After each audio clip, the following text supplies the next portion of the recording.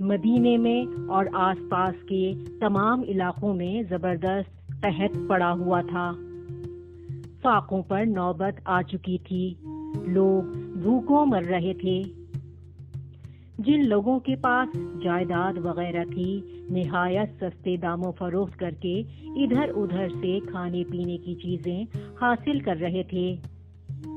حضرت عثمان رضی اللہ عنہ کے گھر والوں نے انہیں بتایا کہ ایک باغ بہت ہی سستا فروخت ہو رہا ہے، بہتر ہوگا کہ آپ رضی اللہ عنہ اسے خرید لیں۔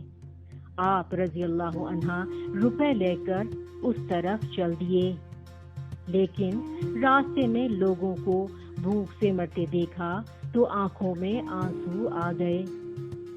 وہ تمام روپیہ لوگوں میں تقسیم کر دیا اور خود خالی ہاتھ گھر واپس آ گئے۔ گھر والوں نے پوچھا، آپ رضی اللہ عنہ باغ خرید آئے؟ بولے، ہاں، جنت میں تمہارے لیے باغ خرید آیا ہوں۔ مدینے میں پانی کی بہت کمی تھی۔ ایک کنواں یہودیوں کے قبضے میں تھا جس کا نام روما تھا۔ رسول اللہ صلی اللہ علیہ وآلہ وسلم نے اعلان فرمایا کہ جو شخص یہ کنواں خریدے گا اور اسے مسلمانوں کے لیے وقف کرے گا اور اس میں سے اپنے لیے اتنا ہی پانی لے گا جتنا دوسرے مسلمان، میں اسے جنت کی بشارت دیتا ہوں۔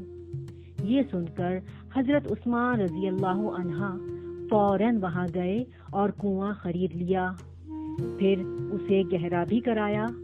آپ رضی اللہ عنہ نے اس کنویں میں سے ہمیشہ دوسرے مسلمانوں جتنا پانی لیا۔